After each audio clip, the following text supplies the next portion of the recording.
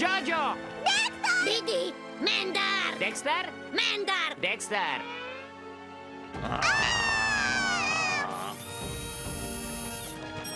Mendar! Dexter?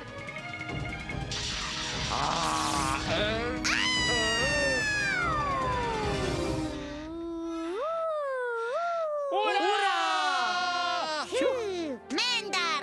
Dexter! Dexter! Didi! Dexter! Mendark, Dexter! Mendar! Dexter! Mendar! Dexter! Mendar! Dexter! Mendar! Sfârșit! Intrați pe riscul vostru dincolo de ușa cu boltă, unde se pot petrece lucruri imposibile cum nu s-au mai văzut în lume. Au dublat în limba română actorii Cristina Serac, Anca Sigmirean, Mariana Presecan, Richard Balint, Daniel Vulcu, Alexandru Rusu și Doru Fârte. Traducerea și adaptarea Marcel Negrău. Regia Mariana Presecan și Ileana Iurciuc. Dublajul a fost realizat de Zon Studio, Oradea.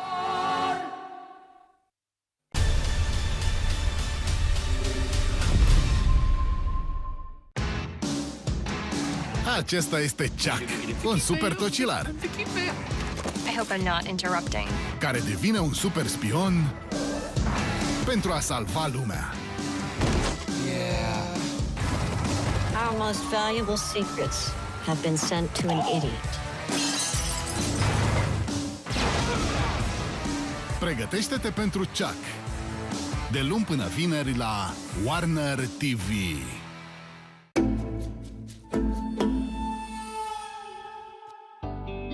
I mean, I was born and raised in Brooklyn, so I've always thought of myself as a successionist, because Brooklyn was the only place for us. There was no other borough that existed.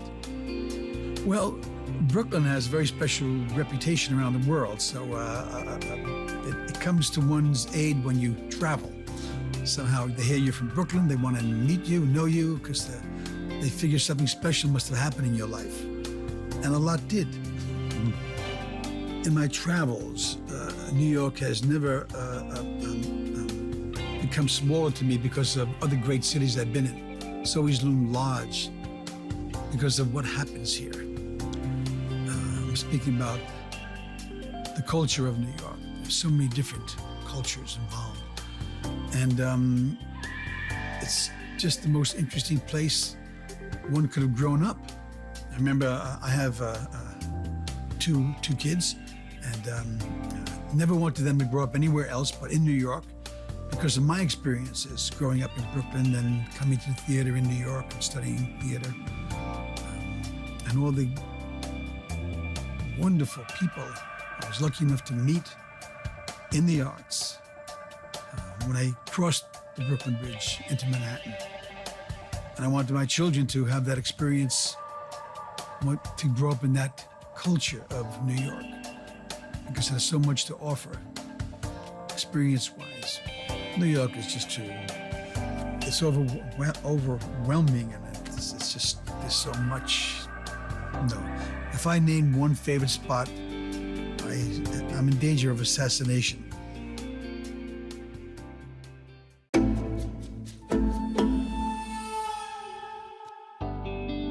I came to New York when I was 19, and I came from Texas. And I had left Michigan, where I grew up in Detroit, and I set out to see the world, and for some reason or other I went to Texas first.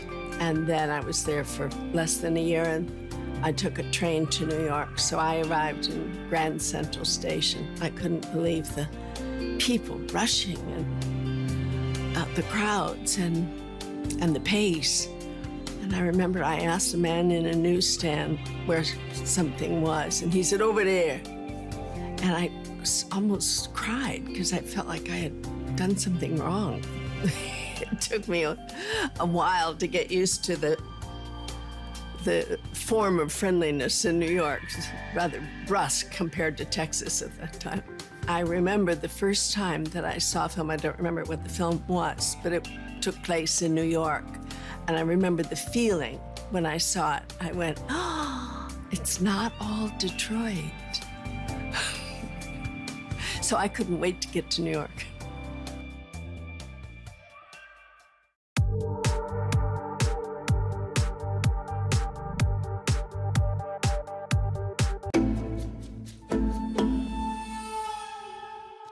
Yeah, I was born on West 68th Street in Manhattan. A lot of people think I've come from Brooklyn, but no, I'm one of the true native New Yorkers. I was born in an apartment on West 68th Street, 250. Everyone else in the family was born in a hospital but me. So I really felt I lacked something early on, but you know what? It was a great experience for me. I loved it. I see that place every so often, once in a while. I took great pride in being from New York. For the first 10 years of my life that I lived in New Jersey, I resented the fact that I lived in New Jersey, and people would ask me, where are you from? I would say New Jersey, and then rightly say New York City. But it's New Jersey, and I knew early on that I loved New York. You know, that stereotypical thing, if you're Italian, you come from, you know, you're soprano land, whatever, and certainly that's not me. I like to think of myself as an educated Italian, you know what I mean? Heterosexual, educated Italian. Not that there's anything wrong with the other kind, don't get me wrong. But I don't know. I think, you know, someone somewhere on the internet today, the information age, they put down that I'm from Brooklyn, and I never bothered to contest it, and apparently it's gone all through the internet. And there's no way that I can tell them I'm not from Brooklyn. I never lived in Brooklyn. I wouldn't know how to get from one street to another in Brooklyn. I'm a Manhattanite. That's where I was born. Now I live in Saddle River. Much of my informative years, I would say, was in the Bronx, and I was never really permitted to get on the L structure or the train to downtown because it was considered very dangerous to travel that far. And unfortunately, my children, who I later have, suffered the same problem that I had. I had no trust in the city. I thought someone would get hurt, you know, and I wouldn't allow my kids to go downtown by themselves unless I was with them. I wouldn't allow them to go ice skating on the ice unless I was with them. I wouldn't allow them to go rowboating unless I was with them. But as I began to go into the city of Manhattan, or the borough of Manhattan, I began to love it and realize how safe it truly is and how wonderful it is to be a part of. I mean, working in New York City was, as an actor, it was extraordinary for me. Because I was able to fall out of bed and go to work and do what I love to do, and that's act.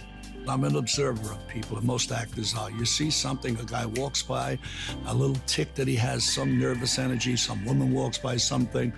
Eventually, you probably would see that thing that I was most interested in, some movie character that I'd play. And New York City, those kinds of things happen more often than anywhere else. The only thing I knew about movies, and only because I had an uncle who, we were quite poor. I had no father. I had a father, but he was nomadic, and he had 7 kids in the family. So there wasn't too much money to go around. We lived on what Italians call pasta fazool, and if anyone had a steak, it was my father whenever he visited, maybe once every year or so. My images were movies that I had seen. The reason we got into those movies was we had an uncle who was like an usher, and he would sneak us in. And I would see the serials, and I would see men like Wallace Berry, who for the longest period of time was my father. I would look at him, the image, that's my father. He looked, my father was a burly guy, handsome man. And then I made up images of my father because people would ask me questions like, where is your father? You know, he wasn't there. But I said, well, he's prison chasing. Well, what do you mean prison chasing? Well, he's taking prisoners from Cleveland to New York. I had no idea where I came from. And I only remembered to say that because when I saw movies, I saw people dressed with hats and raincoats, and they were always police officers. So I developed in my own mind that my father was this cop with a raincoat on and a hat, and he went to Cleveland and back to New York.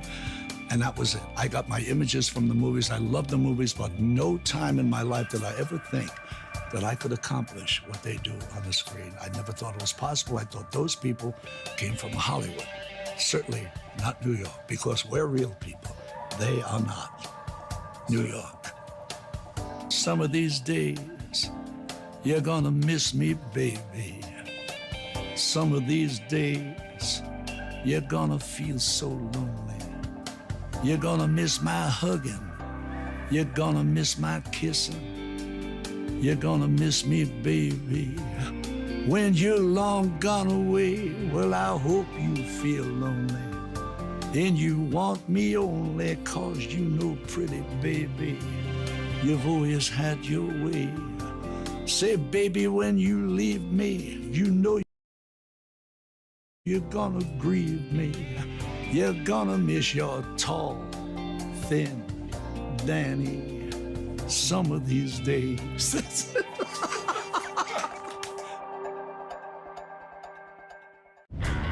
Priviți sus pe cer. Nu este o pasăre.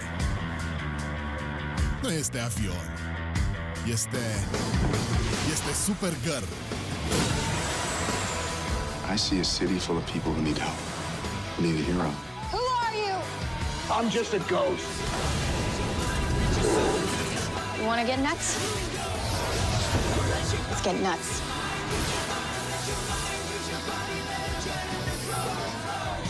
Supergirl. 2 episoade în premieră astăzi la Warner TV.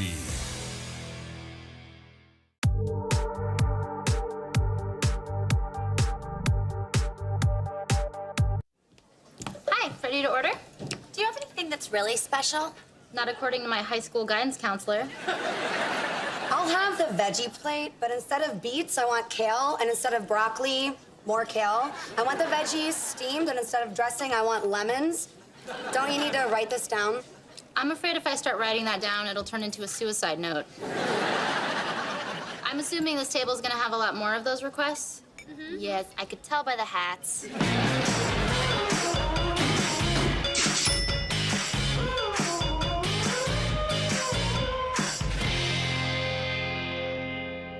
Earl, I have something new I want you to try.